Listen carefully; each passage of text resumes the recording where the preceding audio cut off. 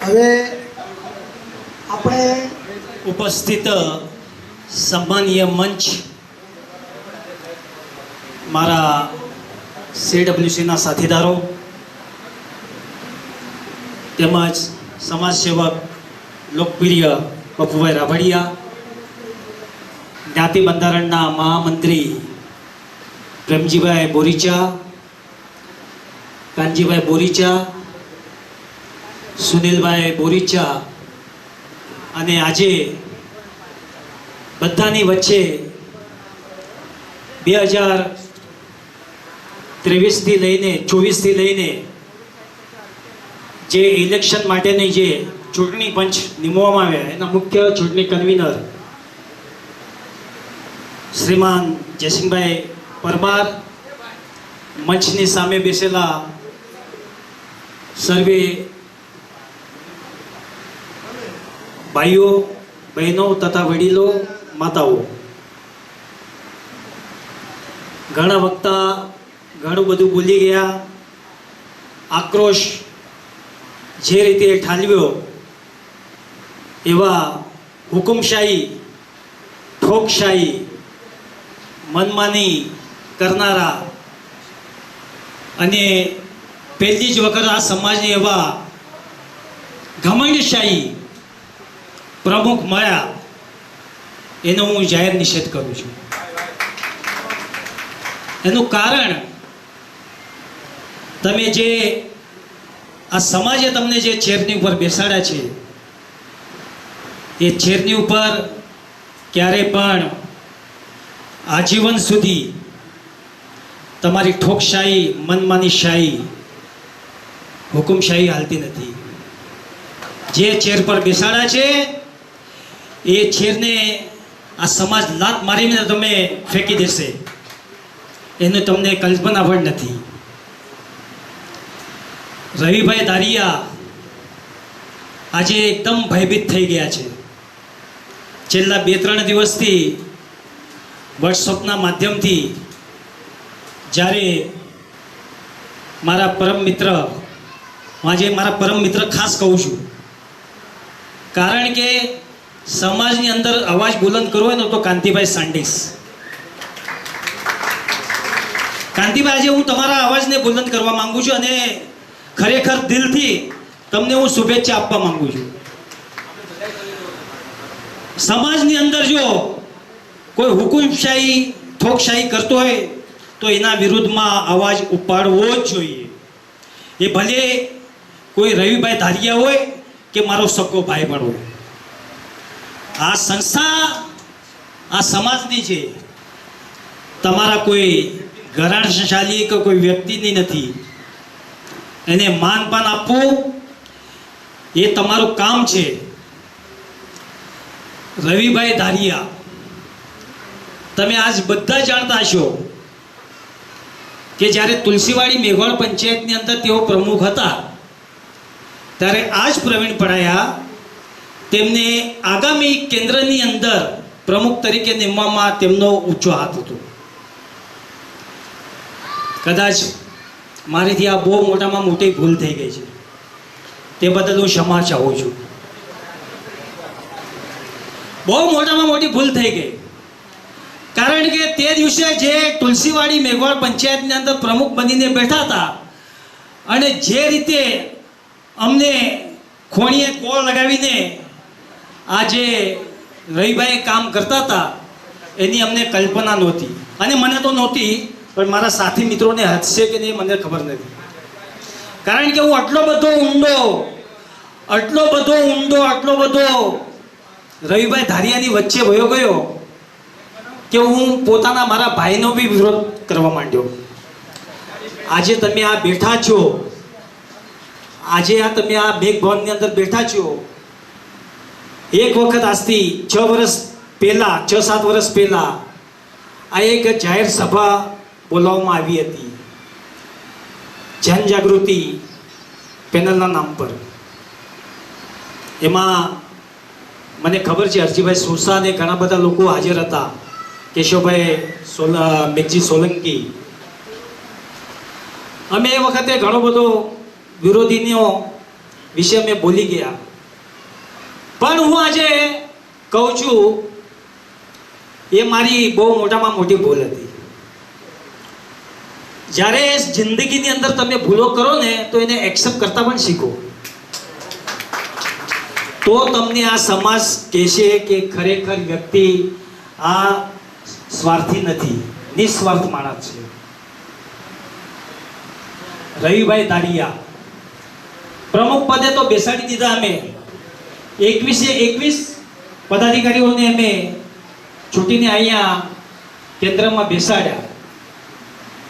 વિરોધ ક્યાંથી શરૂ થયો કે જ્યારે તેમને કારોબારીની પહેલી મીટિંગ લીધી પાયખાના ખાતે, ત્યારે તેમના મોટા બંધુ હરીશભાઈ ધારિયાને જે રીતે સમૂહ લગ્નના ચેરમેન પદે પર તેમનું નામ સિલેક્ટ કરવામાં આવ્યું ને, ત્યારથી તેમનો વિરોધ સ્ટાર્ટ થઈ ગયો.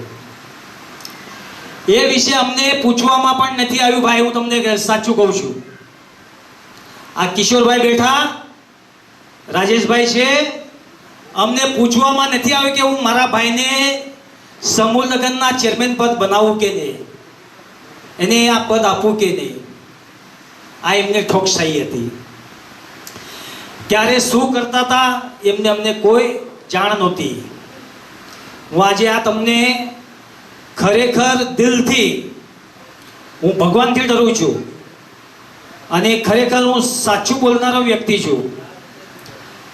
હું અગર ખોટું હશો ને, તમે મને 2 લાફા બી મારી દેશો ને, હું એક્સેપ્ટ કરી લઈશ. રવિભાઈ ધારિયા 5 વર્ષથી ખોણીએ ગોળ ચોપડવાના કામ કર્યા. જે વ્યક્તિની જ્યાં સુધી તેમની જરૂરત હતી ત્યાં સુધી એમની જરૂરત લીધી અને જરૂરત પૂરી થયા પછી તેમને કેવી રીતે હટાવવા એ રવિભાઈ ધારિયાની પાસેથી સમજવું જોઈએ. ભાઈઓ, આ પ્રવીણ પડાયા હિન્દુસ્તાન પેટ્રોલિયમની અંદર નોકરી કરીને 8 વર્ષ, આ 8 કલાક ગાળીને સવારે તમે કહો છો કે હું બોરીવલીમાં રહું છું. આજે હું તમને મારા મોઢેથી નહીં પણ મહાલક્ષ્મી જઈને બી પૂછજો, જે શીતળા માતાનું જે મંદિર છે ને, એ માતાજીના સોગંદ ખાઈને કહું છું કે જ્યાં એ મંદિરની સામે લોકો બેસતા હતા, જે ભાઈ એ કમિટી મેમ્બર, અને હું જ્યારે ત્યાંથી નીકળતો હતો 5:30 વાગે અને 5:30 વાગ્યાની ઓફિસ ખોલતો હતો, ત્યારે આ પ્રવીણ પડાયા હંમેશા ઓફિસની અંદર ઝાડુ મારીને, ચીંદી મારીને, પોતા મારીને, ટેબલ મારીને અને પછી બેસતા હતા. નહીં કે હું પ્રમુખ બન્યો અને બેસી જાવ આવીને. જ્યારે બી આવું ત્યારે બી બધુંય વેરાન તેરાણ હોય, આખી ઓફિસને ગંદી કરી નાખે. આ પ્રવીણ પડાયાએ હાથેથી બાથરૂમ પણ ધોયેલા છે. મને કહેવામાં આવ્યું ઘણા લોકો કે તમે ઉપપ્રમુખ છો, તમે શા માટે આવું બધું કામ કરો? નહીં, આ છે ને, આ સમાજની ઓફિસ છે, એમાં કામ કરવામાં મને રસ છે, એટલે હું આમાં શરમ નથી રાખતો.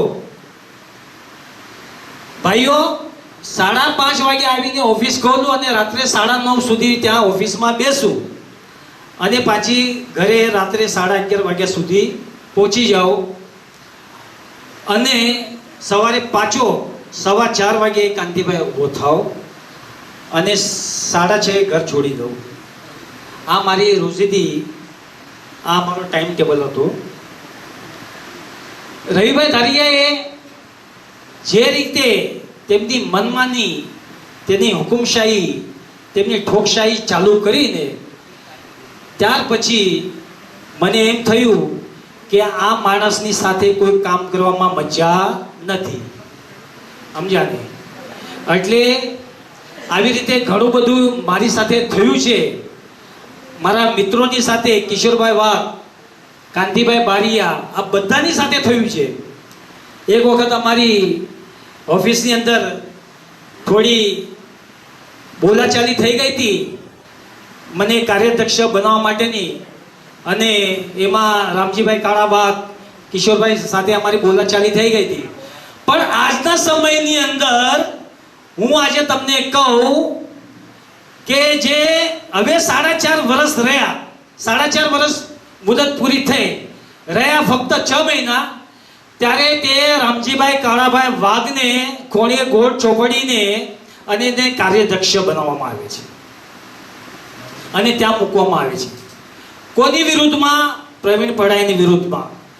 એ વખતે તમારામાં તાકાત નહોતી કે પ્રવીણભાઈ પડાયને કાર્યદક્ષ પદ આપવાની. હા, તમારામાં તાકાત નહોતી. તમે એ જ રવિભાઈ ધારિયા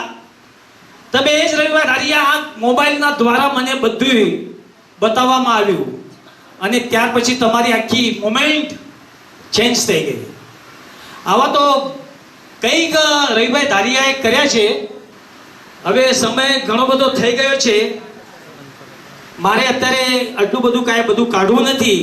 એ તો સમય બતાવશે એમને, હવે સમય બતાવશે એમને કે જે પ્રમુખ પદની ખુરશી પર બેસીને કેવી રીતે નર્મદા રાખવી જોઈએ, એને હવે આ સમાજ એને બતાવશે.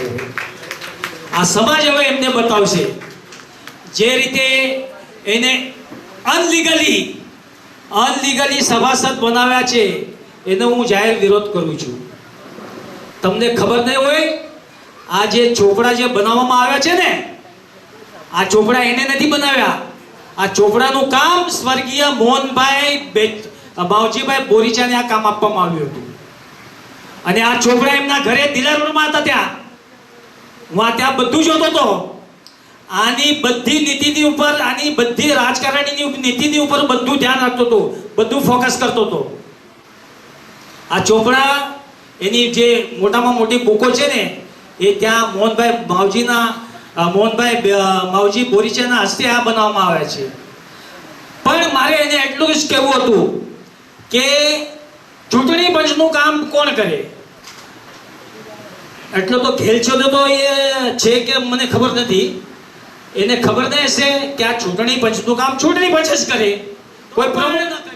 એને આ પાછું પ્રમુખ પદની ઉપર બેસવા માટે આ બધી સ્વાર્થી રચના એને ચાલુ રાખી છે. એને હું જાહેરમાં નિષેધ કરું છું, અને આપ બી કરશો. આપ બી હવે બેકફૂટ જાતા નહીં. જેવી રીતે કાંતિભાઈ સાંડીસ અત્યારે બહુ આગળ પડતો ભાગ ભજવે છે, આપણે એમને સાથ આપવાનો છે. અને આવનારા દિવસોની અંદર આ હુકુમશાહી, ઠોકશાહી અને ઘમંડી એક નંબરનો ઘમંડી પ્રમુખ, એને આ ખુરશી પર બેસવાનો હવે અધિકાર નથી. એને સીધું મુંબઈ મેઘવાળ પંચાયત કેન્દ્રના બેનરની બહાર સીધું સમજ્યા. એને નજીક જ નથી લાવવાનો. હવે આ કામ આપણે કરવાનું છે. આજે તમે મને જે સાંભળ્યો, અને કાંતિભાઈ જે આજે આ જાહેર સભા બોલાવી, આપણે બધાએ બોલાવી છે. કાંતિભાઈને આપણે બધાએ બોલાવી છે, આખી સમાજે બોલાવી છે. અને ખરેખરની સંખ્યા અહીંયા ઉપસ્થિત થઈ છે. તો એ રવિભાઈ ધારિયાને કહું છું, તારી ઘોડે અમે કાંઈ ઘર આંગણા આમંત્રણ દેવા નહોતા ગયા. આજે હું 12માં ગયો હતો અહીંયા ભાઈંદરની અંદર, કે જે વ્યક્તિ આજથી 5 વર્ષ પહેલા એના બારામાં વિરોધ કરતો હતો, એ વ્યક્તિ આજે તેલવાળો થઈને ઘૂસી ગયો છે. અને હું 12માં બેઠો છું તો ત્યાં બધા ઇન્વિટેશન પત્ર બતાવો છે. નામ તો શું આપે, બધા જાણે છે તેલવાળો કોણ હોય.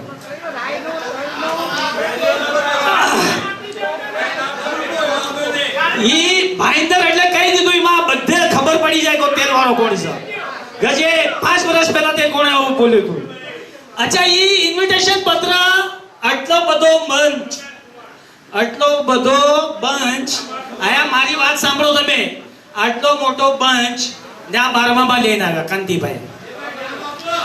કાંતિભાઈ આમ લઈને આવ્યા અને મેં જોયું તો મેં કીધું ભાઈ હતાડી દો તમારો વિરોધ પક્ષ વાળો અહીંયા સામે બેઠો છે, હતાડી દો.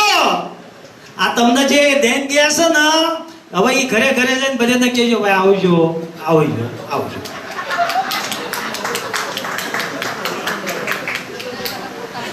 એટલે તમે આટલા બધા ડરી ગયા કે તમને દાદરમાં સભા લેવાની જરૂર પડી. એટલે તમે મરદના બચ્ચા હોય તો તમે આયા સભા બોલાવત તો તમને ખબર પડે. દાદરની અંદર 8 તારીખની સભા બોલાવી. કાંતિભાઈ બેનર મૂક્યું હતું કે ભયભીત થઈ ગયા. એટલે એ ભયભીત એ આખો ઓલો થઈ ગયો છે ભાઈ, કઈના જીવનની અંદર કપડા બી નહીં રહ્યો. હું તો ભાઈ એકદમ આખું બોલનારો માણસ છું, કોઈ બી હોય મને કોઈની ડર નથી લાગતી. તમે કાલે મને નહીં બી બોલાશો ને તો કાંઈ વાંધો નહીં. હું સદા સુખી, એકદમ મારો પરિવાર એકદમ વેલ સેટલ છે. મારો આજે છોકરો કેનેડાની અંદર મુકેશ પ્રવીણ પડાયા આજે હોટલ ખોલીને બેઠેલો છે. 4 સિઝનની અંદર તો કામ તો કરે છે. તમે વર્લીની 4 સિઝન હોટલની અંદર જોશો ત્યાં 6 વર્ષ કામ કરીને અને ત્યાર પછી એને કે પપ્પા મને બહારગામ જવું છે અને કેનેડામાં સ્થાયી થઈ ગયા છે અને આજે પોતે હોટલ ખોલીને બેઠો છે, પ્લસ 4 સિઝન હોટલની અંદર સર્વિસ પણ કરે છે. આવા મહેનતુ છોકરા બી આપણા સમાજની અંદર થવા જોઈએ. આજના તબકે આપ સૌ આ મિટિંગની અંદર ઉપસ્થિત થયા તે બદલ બધાને નર્મથી આભાર.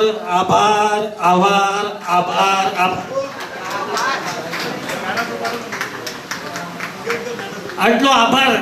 આ જે આભાર છે ને કાંતિભાઈ ખરેખર તમે હવે પેલું વનમેન શો તો બિરુદ આપી દીધું છે, પણ હવે કયું તમને બિરુદ આપવું એ કઈ ઠીક છે. હવે આપણે વધુ ન કહેતા આજે આપની આ સભાની અંદર ઉપસ્થિત રહ્યા બધાનો ધન્યવાદ. આગામી ચૂંટણીમાં ચૂંટણી કન્વીનર જયસિંહભાઈ પરમાર અને તેમની સંપૂર્ણ ટીમને બધાને આ મંચ પરથી કહું છું, બધાએ સાથ સહકાર આપવાનો છે, કોઈએ વિરોધ કરવાનો નથી અને વ્યવસ્થિત કમિટીને અહીંયા બેસાડવાની છે જે 5 વર્ષ સુધી મુંબઈ મેઘવાળ પંચાયતનું કારોબાર વ્યવસ્થિત ચલાવે. ધન્યવાદ.